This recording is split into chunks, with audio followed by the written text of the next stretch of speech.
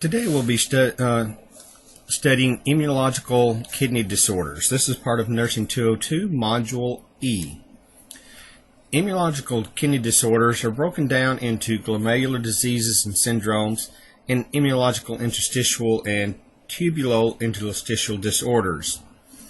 When we look at the glomerular diseases and syndromes, the primary causes of these processes are acute glomerular nephritis, rapidly progressive glomerular nephritis, chronic glomerular nephritis, and nephrotic cyst syndrome. Glomerular nephritis is a group of kidney diseases caused by inflammation of the capillary loops in the glomerula of the kidney.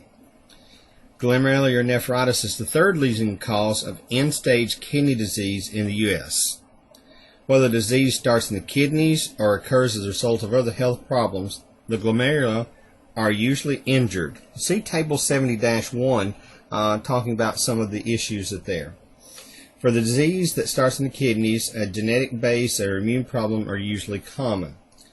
Each type of disease or syndrome has a specific pathophysiology and clinical manifestations. Their glomerular effects are caused by injury to the glomerula and result in proteinuria, hematuria, and decreased glomerular filtration rate.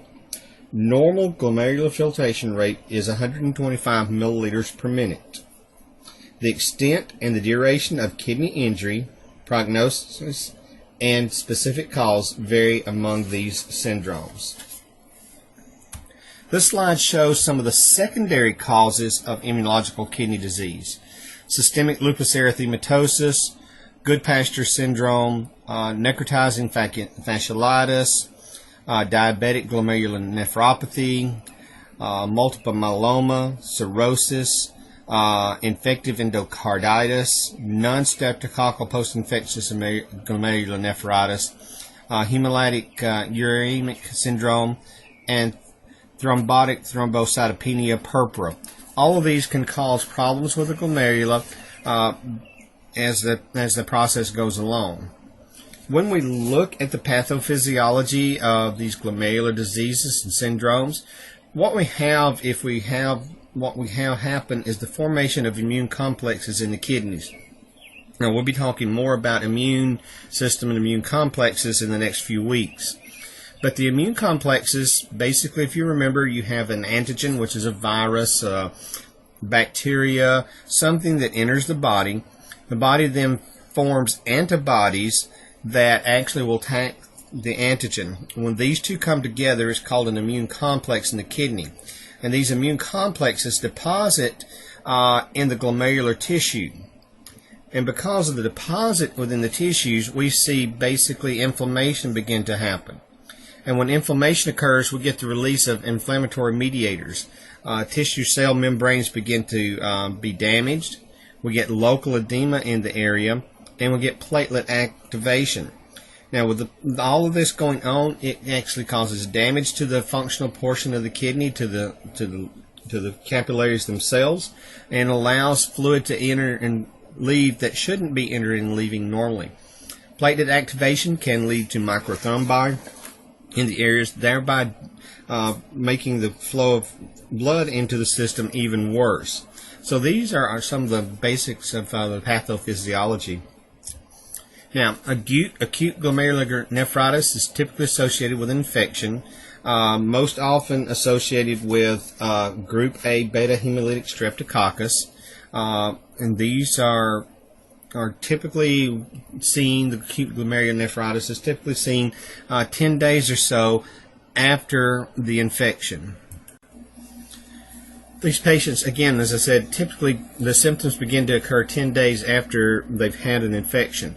Again, what you want to do in the history of these patients that come in with the signs and symptoms is ask them about an infection, whether they've had a strep throat, a upper respiratory infection, have had some sort of skin lesions, those type things you're going to ask about. Now, recovery is usually very quick and complete. These patients have no real discernible change in their kidney function that you can see, but this damage does occur, and with repeated episodes of acute glomerulonephritis can get enough damage to push them over into some renal insufficiencies as they go along and movement toward end-stage kidney disease. This also can be caused from diseases such as systemic lupus erythematosus, which is an autoimmune type process, which you'll be hearing more about as we progress in the semester. Again, here are some of the causes of acute glomerulonephritis. As I said, group A beta hemolytic streptococcus is one of the big things, regular strep throat. So we do want to make sure if we have patients that we see who've had strep throat, make sure that they follow their doctor's advice, that they take all their medications till it's all finished, they change their toothbrushes out, all of those things.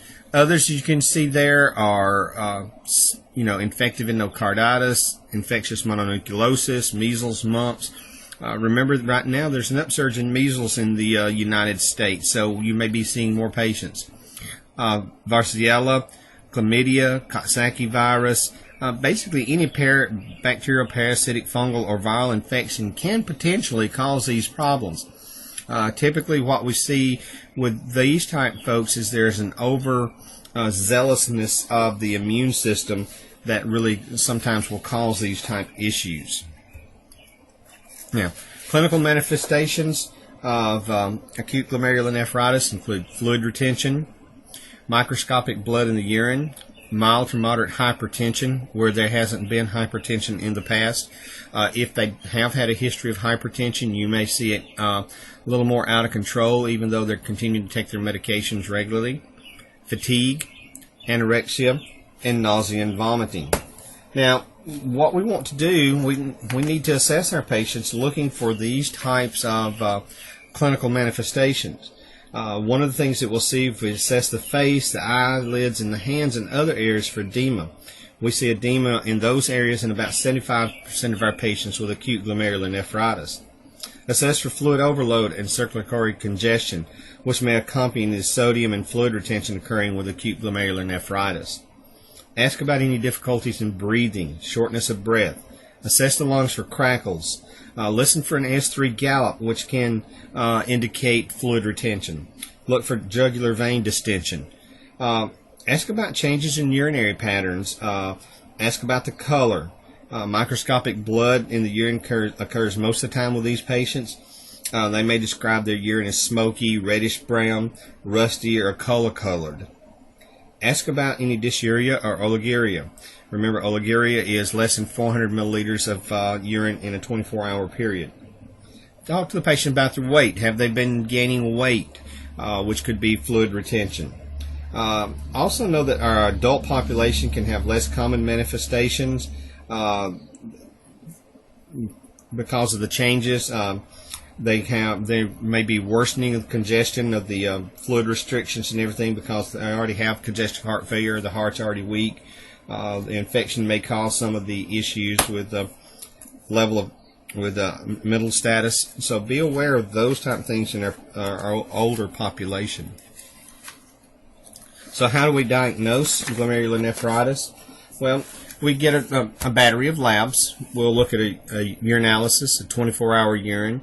We'll, with that 24-hour urine or with a spot blood and urine, we'll do a glomerular filtration rate. We'll get a chemistry 7. We'll draw serum albumin. We'll do cultures, blood cultures and urine cultures, some serology. And if this patient's not getting better or we're having more issues, a renal biopsy is an absolute way to determine whether acute glomerulonephritis is going on. With the urinalysis, we're looking for hematuria and proteinuria. An early morning specimen of urine is preferred for this urinalysis because the urine is most acidic and formed elements are more intact at that time. Microscopic examination often shows red blood cells, cast cells, as well as urine sediment is very positive. The 24-hour urine, we're looking at a total protein assay. Protein excretion rate for patients with acute glomerulonephritis may be increased from 500 milligrams to up to 3 grams in 24 hours for these patients. The glomerular filtration rate is estimated from either a single serum and urine creatinine value are measured by the 24-hour test for creatinine clearance. It may be decreased to 50 milliliters per minute. Remember, we talked the normal is 125, so that's a significant decrease. Chemistry 7, we're going to be looking at the BUN and the creatinine and the BUN creatinine ratio for these. Remember, if the BUN creatinine ratio is elevated, that usually indicates renal disease.